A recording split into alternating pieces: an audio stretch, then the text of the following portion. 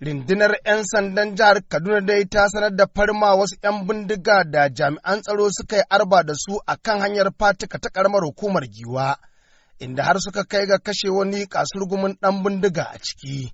Sai dai kuma duka a rana guda wasu 'yan bindigan suka afkawa wani coci da ake kira Bege Baptist Church, wanda ke kan hanyar Buruku ta ƙaramar hukumar Cikun, inda har ma 'yan bindigan suka sace sama da mutum 40.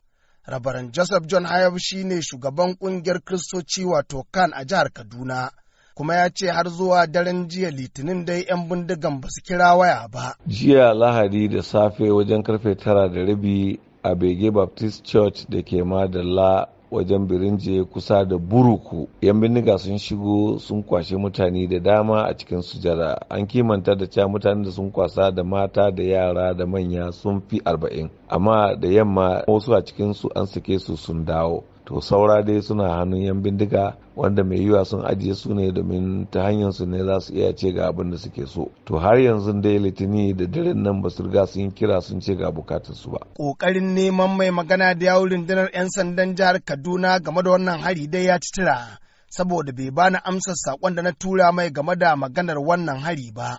Ko da yake kuma ya shaida wata jarida cewa lokacin da aka tuntuɓe shi labarin wannan hari bai je musu ba. A baya-baya dai kafin zaɓe an ɗan sami lafawar hare-haren 'yan bindiga a wasu sassan jihar Kaduna, kafin sake dawowar hare-haren a wasu sassa kuma daga baya.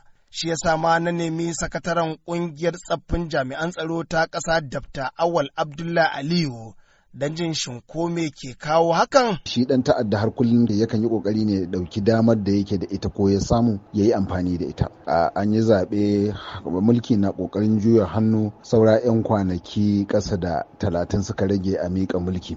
Don haka hankalin 'yan siyasa, hankalin jami'an gwamnati da kuma yawancin jami'an tsaron kansu ya raja'a ne kuma ya koma kan matsalolin ya za a yi a miƙa mulki ba tare da an fuskanci matsala ba. To lallai ne jami'an tsaro su mai da hankali akan wani al'amari, kar a fuskar ta koma kawai akan maganan ya za a yi mulki ya juya hannu. Haƙƙi ne na jami'an tsaro da gwamnati tabbatar da cewa al'ummar ƙasa sun zauna lafiya, na tabbatar da cewa an ci gaba da daƙile waɗanda suke ƙoƙarin su kawo hatsaniya ko rudani a cikin ƙasa. Rabaran Joseph John Hayab dai ya ce dawowar hararen 'yan bindiga zai iya mai da hannun agogo baya. Ba shi yiwuwa muna da gwamnati a ƙasa sai a ce wasu miyagu sun hana sauran jama'an ƙasa bacci. Irin wannan rayuwa zai sa a ci gaba da talauci, irin wannan rayuwa zai sa a ci gaba da tsoro.